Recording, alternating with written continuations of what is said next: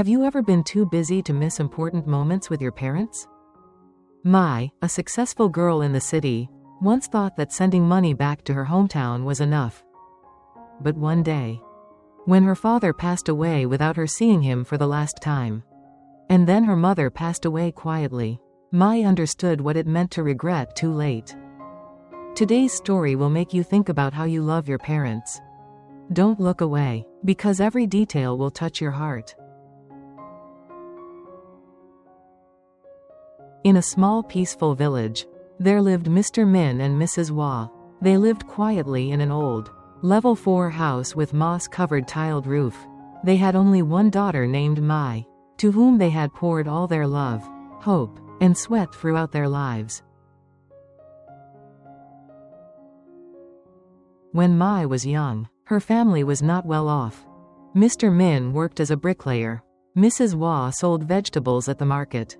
Even though the meal only consisted of boiled vegetables and a little dried fish, her parents still saved the best part for their daughter. Mai grew up and was able to get a proper education thanks to her parents' hard work.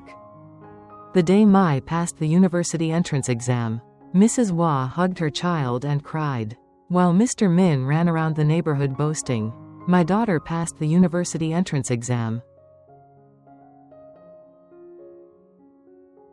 4 years of university passed. Mai graduated, and found a job in the city. Gradually, she became successful, dressed fashionably, and spoke sharply. Mai rarely returned to her hometown. The reason always being that she was busy with work, friends, and relationships. Mr. Min and Mrs. Wah did not blame her. They were just happy that their daughter had a bright future. But then, one rainy day, Mr. Min had a stroke. Half of his body was paralyzed and he had to stay in one place. Mrs. Wah took care of her husband and tried to go to the market to earn some money. On windy and rainy days, she was so tired that she sat on the floor and cried.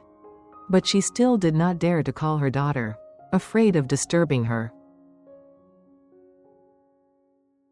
It was not until Mr. Min became more seriously ill that Mrs. Wah held the phone and called Mai with a trembling voice. "Honey, your father is very weak. Come visit him." On the other end of the line, Mai sighed. "Mom, I am very busy. The company project is not finished yet. Let's do it another day. Dad just has a cold. Don't worry too much."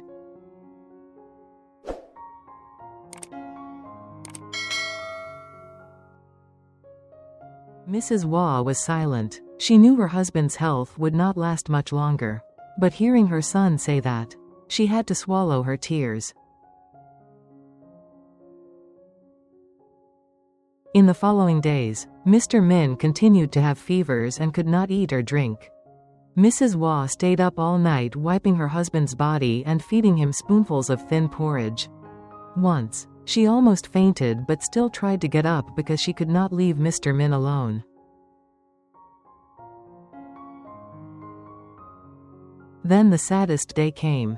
One afternoon, in heavy rain, Mr. Min breathed heavily and passed away, without seeing his daughter for the last time. Mrs. Wah hugged her husband and cried. Then she called Mai. "Mai, your father is gone." At that moment, Mai hurriedly caught a bus back to her hometown. When she got home, she saw the altar still smoking. Her father's eyes had closed forever.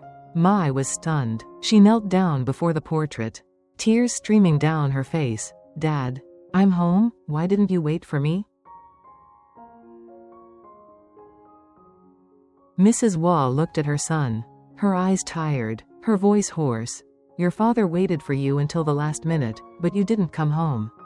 He kept holding my hand, telling me to let you know, but I kept calling you but you didn't pick up."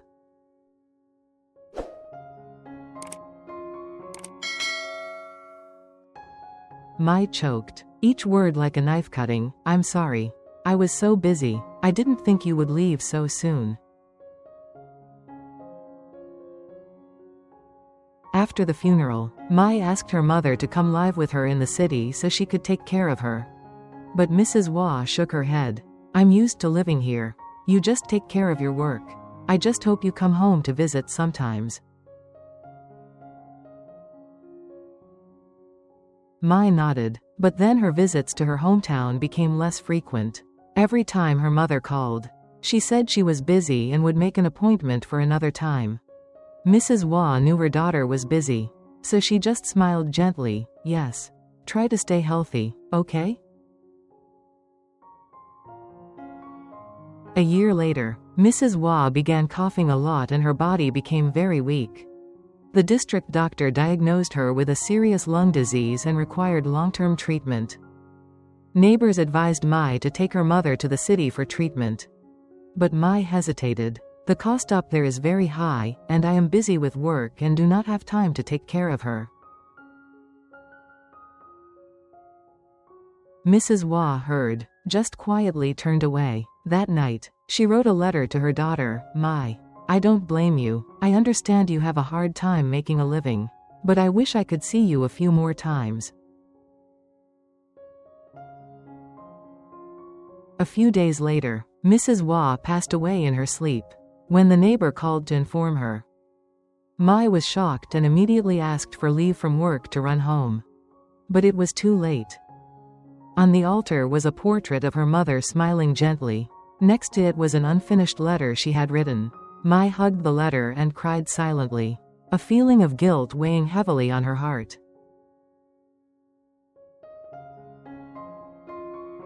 Since then, Mai is no longer the carefree girl she used to be. She gave up useless entertainment, spent time doing charity work, taking care of orphans and lonely elderly people. She told everyone, I missed the last moments with my parents. Don't be like me, love while you still can. Mai's story reminds us that parents only come once in a lifetime. When they need you the most, be there for them. Don't wait until they leave to regret it for the rest of your life. What do you think about this story? If it were you, what would you do to avoid regrets like Mai? Leave a comment below to share your feelings.